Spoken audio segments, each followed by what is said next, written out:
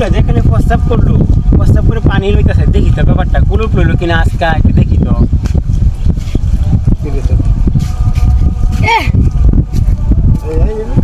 আসসালামু আলাইকুম। ওয়ালাইকুম সালাম। আপনাকে দেখলাম প্রস্তাব করলেন, প্রস্তাব করে কি মাটি বাটি শুনিছিলেন? না না না, আমি তো এসবগুলো বলেছি না। এমনিতেই পানি পানি পানি খরচ করছে। হ্যাঁ হ্যাঁ, ঠিক আছে। এইভাবে তো হবে না, আপনি মাটি অথবা টিস্যু দিয়া আগে কুলুপ নিতে হবে। কুলুপ নিয়ে আপনি পরিমাণ 40 কদম মানে 40 টাকা হাঁটতে হবে। হাঁটার পরে আপনি পানি খরচ করতে হবে। আর যদি মাটি অথবা টিস্যু আপনি ব্যবহার করেন, পানি খরচ না করলেও হবে।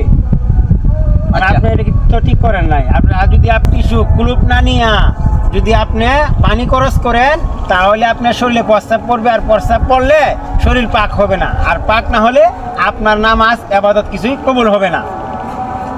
আজ থেকে আমাদের কথাটা কইছি মনে, আমি এই জিনিসটা আজ থেকে মনে রাখবো। আমি পেশাব করলে পা দেয়া আমি ওইটা টিস্যু নাহলে মাটি আমি ব্যবহার করিয়া যাতে আমি গিয়া এই পানি ব্যবহার। হ্যাঁ ঠিক আছে, আমরা সবাই এভাবে করবো। প্রথমে পানি নিলে আপনার শরীর পাক হবে না। সবাই আগে টিস্যু বা মাটি দিয়ে কুলুপ নিয়ে পরে পানি খরচ করতে হবে।